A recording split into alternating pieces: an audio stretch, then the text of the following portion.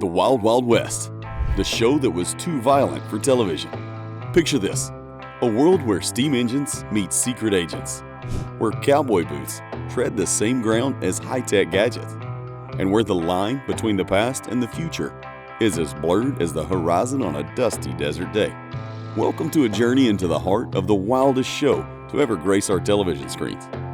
Buckle up, my friends, because this ain't your grandpappy's Western. This is the Wild Wild West. While many today might recognize the Will Smith movie adaptation, true aficionados understand that the real essence and action of the Wild Wild West lies in the 1960s TV series. A groundbreaking blend of cowboy grit, spy intrigue, and a dash of sci-fi fantasy. This show was the trailblazer no one saw coming. Let's dive into the untamed territories of its creation as we delve into the origins of the show. Explore the reasons behind its too violent for TV label and uncover the circumstances leading to its cancellation. 1965, a time when TV was shedding its monochrome skin to embrace the vibrant world of color. Among the grayscale holdouts was the Wild Wild West, which filmed its first whole season in black and white. It was initially just the Wild West until someone decided it wasn't wild enough. Double the wild, double the fun, right? Michael Garrison, the brain behind the show, envisioned it as James Bond on horseback, with westerns riding into the sunset and spy thrillers on the rise. Garrison brilliantly bridged the two worlds. As a result, a ratings goldmine. Enter our dynamic duo, James West, played by Robert Conrad, think James Bond with Spurs, and Artemus Gordon, played by Ross Martin, who was a gadget guru and master of disguise. Together they thwarted villains, saved the president, and made the 19th century look cooler than a polar bear in Ray-Bans. Conrad, ever the daredevil, did most of his own stunts. His excuse was that it sped up production, but we all know he just loved the adrenaline. Martin, on the other hand, was the creative chameleon, crafting his disguises with the finesse of a seasoned artist. Their trusty steed?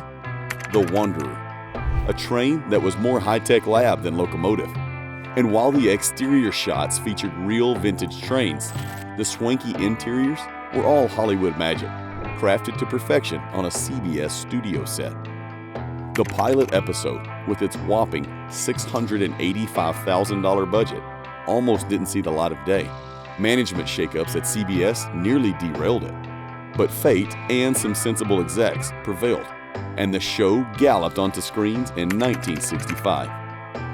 The theme song saga is a tale in itself. Dimitri Tiomkin, famed for his Western scores like High Noon, The Alamo, and the classic Rawhide theme song, was their first choice. But his tunes were deemed too old school for the show.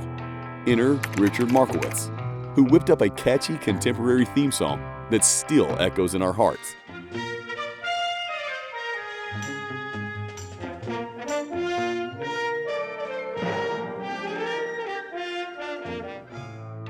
Sadly, due to some legal problems, Markowitz never got his due credit for the theme.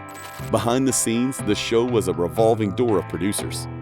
Garrison's ambitious vision often clashed with CBS's budget-conscious execs. But despite the backstage drama, the show was a hit, consistently lassoing in viewers. With solid ratings, CBS greenlit the series to move to full color for the 1966 season. During the first 3 seasons, Conrad, who insisted on doing his own stunts, faced a series of minor injuries.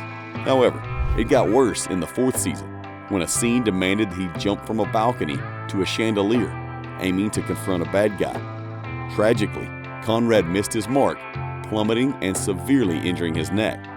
After the incident, CBS mandated the use of a stunt double for safety and insurance purposes.